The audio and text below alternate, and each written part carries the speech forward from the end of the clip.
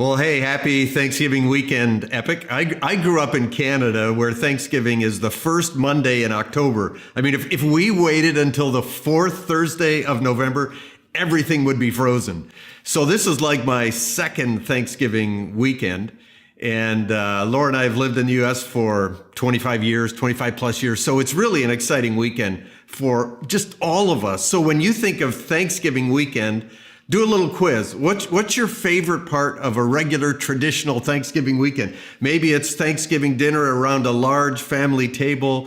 Maybe it's a day or two off of work. Maybe it's 4 days off of school. It's the family together. It's Black Friday. It's Cyber Monday. It's football, especially if the Cowboys lose, or Christmas is only 29 days away, but you go, whoa, hold on here. That was 2019. This is 2020. This is like COVID Thanksgiving. This is where the 20-pound turkey is now a 6-pound chicken. This is where there's just a little group together around the table. This is a virtual Thanksgiving. So how do you celebrate Thanksgiving weekend in COVID-19?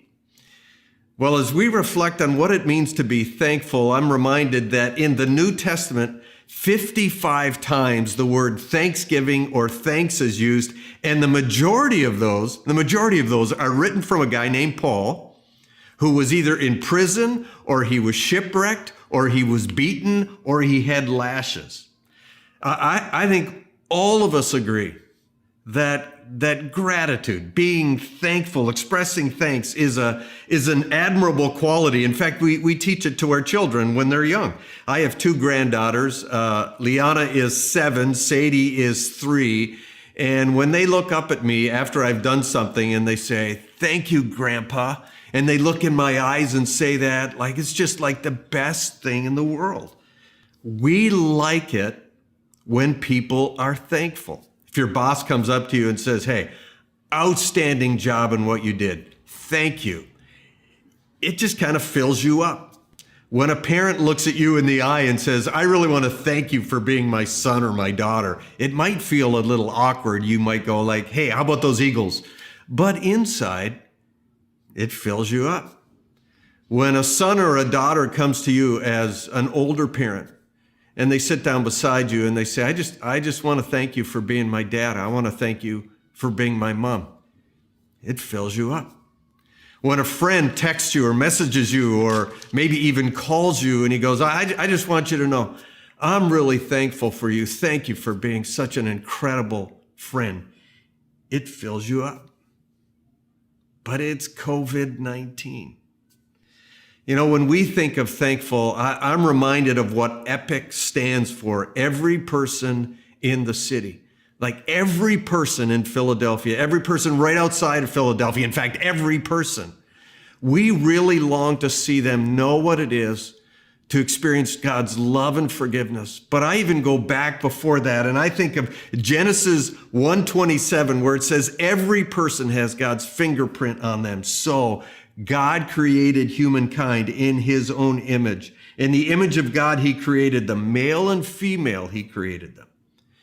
And then we celebrate and we're thankful for the fact that God shows us his incredible love. Not only did he create us, but he shows us his incredible love in sending Jesus. And in 1 John 16, it says, 3:16, this is how we know what love is. That Jesus laid down his life for us. And then we even go a step further and we go, you know, we know how our lives can get messy and we have stuff that we wish we wouldn't have done, and that God extends forgiveness to us. So you come to Romans 6:23 and it says, the wages of sin is death, but the gift of God is eternal life in Jesus. And then when we as an individual, we accept God's offer of love and forgiveness, we become his son and we become his daughter. And then he says, and this is John 10:10, I have come to give you life, and I've come to give it to the full. Like that's really the heart of Thanksgiving. John Templeton Foundation just a couple of years ago did a study about this issue of Thanksgiving. What they wanted to find out is what values are really high in the U.S. I mean, what do we value above almost anything else? And one of those values right at the top, this comprehensive study, was this value of gratitude and being thankful. The same time, they did a study of those behaviors that we do as Americans that don't get expressed very often. And guess what it was? Being thankful, being grateful. So we value it, we just don't do it very much. We all know it's a good thing. I mean, we all know it's admirable. We know a family's better when thankfulness is a part of it. Community is better when thankfulness is a part of it. Church is better when thankfulness is a part of it. School is better when thankfulness is a part of it. We struggle at times doing it. Now, pre-COVID, I was sitting around a dining room table with some friends, and I said, just off the cuff, what are some things that chip away at being thankful? And just like that, they identified 20 different things that if we focus on them, it just takes our thankfulness down. I mean, life comes at you fast. It can be difficult. We have hassles. We have hurdles. What are the things that just can chip away at our thankfulness? In Thanksgiving weekend 2020, COVID Thanksgiving, here's one. It's what we don't have, but what we really want. So here's where we are. Here's what we really want. And I call it, we focus on the deficiency gap. Like, have you ever wanted something so badly that it just becomes the focus of your attention? It can be a job. It can be a different job. It can be a promotion. It can be a car. It can be an accomplishment. It can be a gadget. It can be a relationship. It can be money. It can be a baby. And we say, I'm living here, but I really want to live here. And it just tends to ratchet down our thankfulness. So what we don't have and wish we did have. Well, another thing that chips away at thankfulness is a focus on what we do have and we wish we didn't have, like a current job. I had a friend who was talking to me on the phone, and he says, I just hate my job. And he went on and on. This is something he has and he doesn't want. So it could be an unhealthy relationship, could be too small an apartment, could be a house, but I want to sell it, could be prolonged illness, could be chronic pain, could be pressure-filled situation. It could be that you're just demanded to perform at work, and you wake up in the morning, that's the first thing you think about. So it's something you have and you wish you didn't have. Sometimes it's just saying, God, could you have created me a little differently? Like it's something you have, like me. Like when you get invited to go to the beach in the summertime with somebody, that's probably a really good thing. When I go, I mean, you can tell my skin is pasty white. I would think, like, can I go with clothes on? Because, they say some people are lookers on the beach. I'm a looker on the beach, but it's just because when they see me in a bathing suit, it's like, the guy's so white. Like I was in the grocery store 2 weeks ago, and it was one of those 60-degree days. So like I said, I'm from Canada. I had my shorts on, had a T-shirt on. Of course, I had my mask on. And I go into the store, and as soon as the doors slide open, I walk inside, and there's this 80-year-old guy. He's looking at me, and the first thing he says was, "You're the whitest guy I've seen in my whole life." And I'm thinking, God, could you have given me a little pigment of color in my skin? Sometimes what we do have and we wish we didn't have kind of chews away at our thankfulness. Well, a third way that can kind of chip away at a Thanksgiving weekend is our disappointments in life. And like all of us have them. Can be a job loss, can be a broken relationship, could be a parent like a mom or dad who could never get around to saying, I love you. Could be a demanding boss, could be the loss of a baby or the loss of a marriage or the loss of a dream or the loss of a spouse. Previously in a leadership role, I was giving leadership to like 100 pastors on the East Coast of the U.S. I remember sitting down for the first time with a retired pastor in Virginia. I was on his couch, he was on his chair, And I said, so how are you doing? And he just poured out to me his disappointment from like 40 years of being a pastor. That can erode thankfulness when we sit down on a Thanksgiving weekend. Let me give you a few more. Are you like encouraged yet? Here's a fourth one is like, I'm getting older. Like I turned 62 last weekend.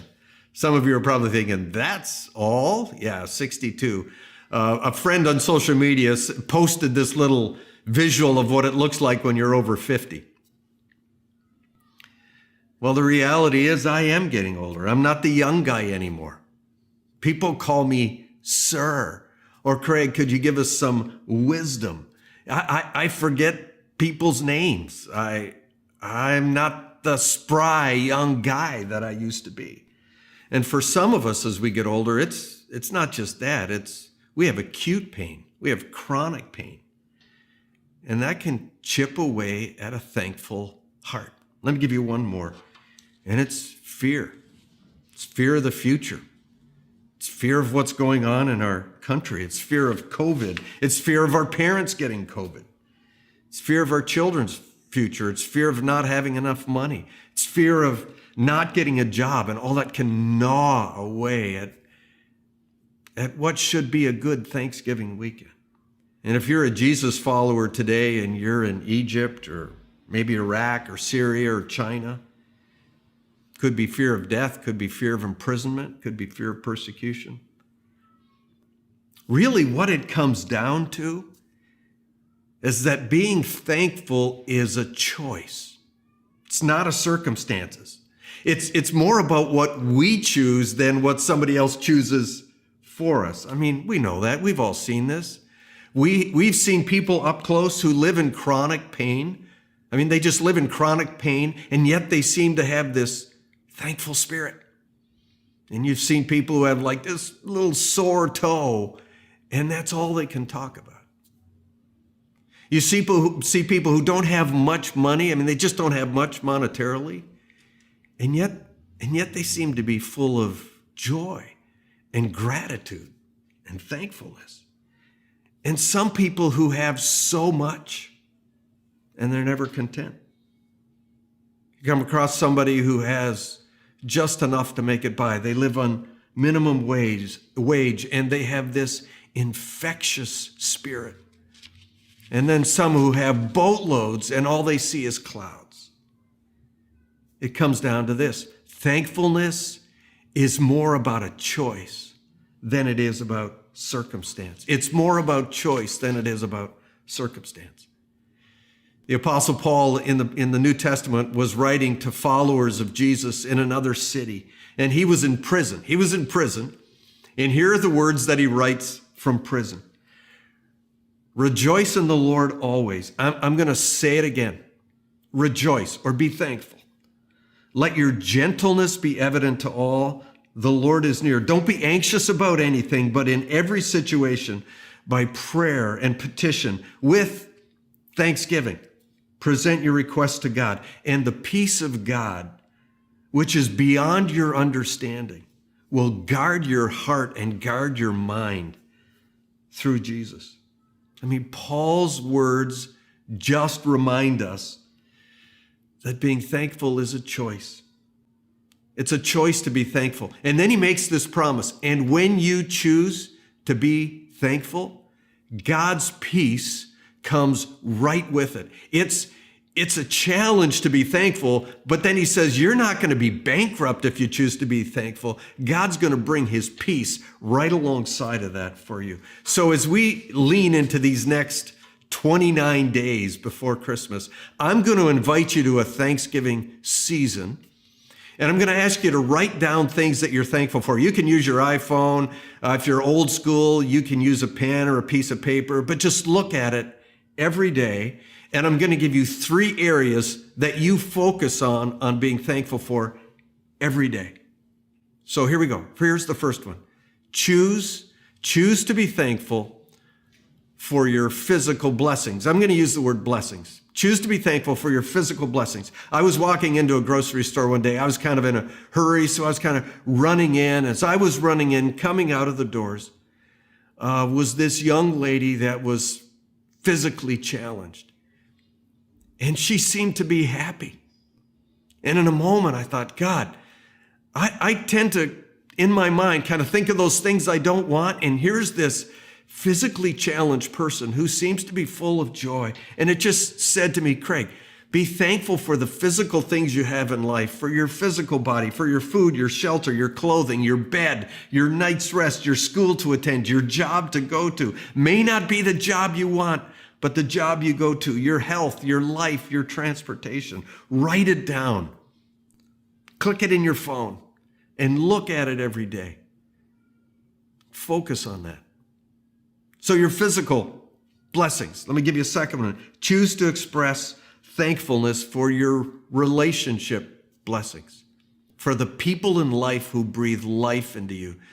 Look through the New Testament and see where the words friends pop up. These are life-giving people. Could be someone you work with, your husband, your wife, your children, your brother, your sister, friends at work, a child, or somebody you've just known a long time. Just in the last couple of weeks, I've had texts back and forth with friends, one that I've known for 35 years from graduate school. And just this big, burly guy, and he calls me Cider Lad, and he texts me, and he goes, Cider Lad, I just want you to know how grateful I am for your friendship. I love you. And another friend who's getting ready for just a great Thanksgiving season with his family in another place, and he texts me, and he said, I can't tell you how grateful I am for your friendship. Boy, that breathes life into you. Write it down. Who are you thankful for in your life that if they were taken out of your life, there would be something missing? And then there's third thing, choose to be thankful for your spiritual blessings. I'm just aware that every person my eyes see every day is somebody who God has created and somebody that God has gifted. And then when that person, whether man or woman, when that person accepts God's offer of love and forgiveness and this invitation to a relationship, it's not transactional. God promises that he will be in that relationship forever. And again, here's the promise that Paul writes in Romans 8. He goes, I'm convinced. This is a guy who writes from prison. I'm convinced that neither death nor life, not angels, not demons, not the present, not the future, no power, no height, no depth, nothing in all creation will be able to separate me from God's love that's in Jesus. And if you've established a relationship with Jesus, write that down. Say, I am so thankful for Jesus. If you haven't, this would be a great weekend to step into that relationship. Expressing thanks because of my spiritual blessings. Expressing thanks because of my relationship blessings. Expressing thanks because of my physical blessings. As white and pasty as I am. You and I choose to be thankful. And if we do, it increases our happiness and our joy and our spirit, and it lifts people around us in incredible ways. Thankfulness is a choice. Have a great Thanksgiving season.